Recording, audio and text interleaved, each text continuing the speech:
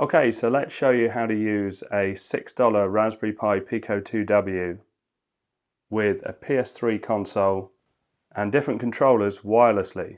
So let's plug the micro USB cable into the Pico 2W. This needs to be a data cable, and plug it in the USB socket on the front of the PS3. Now switch on the PS3 and you'll see the light will come on as the Pico boots up. There we go. Now I need to pair my controller to that. I'll let it boot up first. This is using some free software called OGX Mini, which is compatible with other boards as well. So you can see my PlayStation is booted up. If I turn on my Stadia controller, and I'm going to put it into pairing mode by pressing the Stadia and Y, and you see it's already paired. So it's actually connected to the Pico. And if I basically log into my account and we'll start a game. So I've got Last of Us in here. And all the buttons are configured. So start button is the same as the start button on the Stadia. And you can see the controller is working as well. So let's load the game. Now it's not just the Stadia controller. If I turn off this Stadia controller,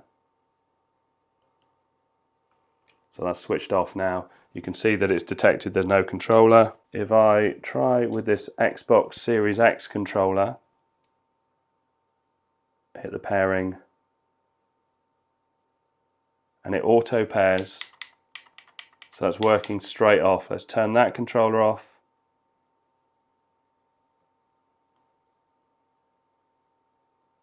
There we go. And this is an Xbox One controller. So let's go into pairing mode, and that's paired as well. But I'm going to switch this off and go back to the Stadia controller. So I'm going into pairing mode. I think that's done it. Yeah, that's done it. So let's go back into the game. Now this supports loads of different controllers: Xbox Series 1 and Elite 2, DualShock 3, DualShock 4, so PlayStation, DualSense, Switch Pro, Steam, Stadia, and more. And wired controllers, you have to do something different on a wired controller. So basically you have to either solder or wire a USB socket onto it. But you can see original Xbox, Duke and S, Xbox 360, 1, Series and Elite. Again, the PlayStation ones, you can have a look at the list on there, but loads of controllers are supported. I particularly like the wireless, especially for PS3, because it's got just an ordinary USB on the front. This was really, really easy to set up. Oh, I need to press the square button, which will be that one.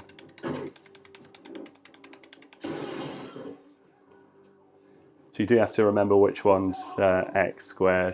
So you can see it's working. This game still looks amazing on PS3.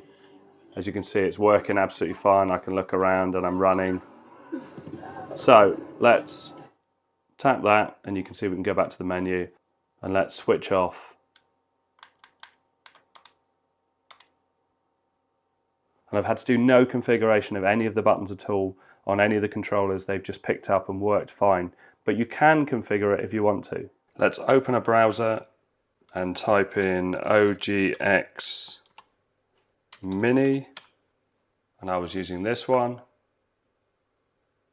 And if we scroll down, the various different boards it works with, and they also do 3D printed cases as well. I'm using the Pico 2W, but I could have used a Pico W. It needs to be a wireless board, so support Bluetooth to be able to do it wireless. Otherwise, what they do is they solder a USB connection or a connection for your particular controller to the board, and then you plug that in and it works as a wired controller. So let's go to the downloads on releases and scroll down and make sure we pick the one that is our device, so in my case Pico 2W. Let's download that. Now I can grab my Pico 2W and pop the micro USB cable in, then press and hold the boot cell button and plug it into your USB.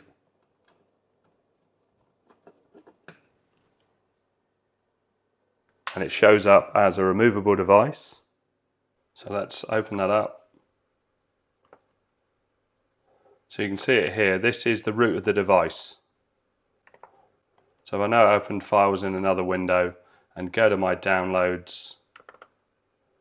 And I'm going to grab that OGX Mini file. Let's just move this over here so it's a bit neater. And I'm going to drag it from my downloads folder onto the Pico. You can see that's writing.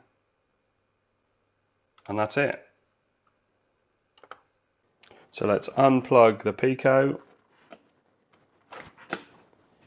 And then we can plug it back into the PlayStation. So plug in the USB. I'm using it in the left-hand socket. And then just pop that back, just so it's resting. And I'm going to change the disc. Let's pop something else in. Let's try Uncharted 2.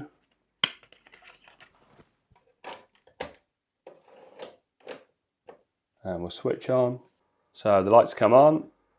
We'll give it a bit and let it boot up. Put my telly on the right channel. There we go.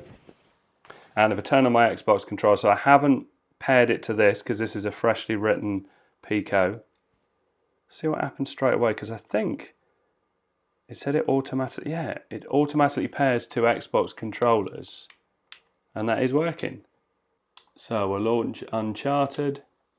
This is so cool because my PS3 controller just no longer charges anymore. So they've got internal batteries. You can get replacements, but you know, if I've got other controllers that are modern that work, so if I plug that in, it just doesn't light up. And I've left it plugged into a few different chargers and it never creates any power. So just to show that it's working, hit the start button, hit continue. It's such a good intro to a game, this.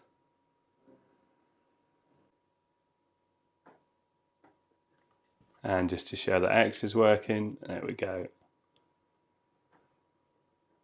And I'm plugged back into my main computer now, and if we go back to the GitHub and scroll down just below the image, you can see it says visit the web app here.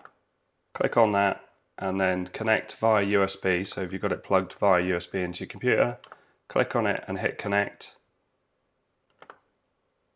And it should open a web page. Now, if it doesn't open a web page, restart your computer. So I'll do that now. Now if we go back in and click on it again, so connect via USB and connect. There you go. So now we get the web page. And you can see we've got all this configuration. So Xbox OG, X input, PS3, and it's all configurable and different profiles as well. It's super impressive. But I haven't needed to change anything. It all worked just as if it was a PS3 controller. And there is also this one, Pico Gamepad Converter, which looks to do something very similar, also very popular, and there's lots of diagrams on how to wire up different devices. So you can see here for PS2 keyboard, going straight into the breadboard. PS1 and PS2 shows the wiring to plug into the PS1 controller. Just really impressive. Okay, so hope all this helps. Thanks very much for watching. Please like and subscribe.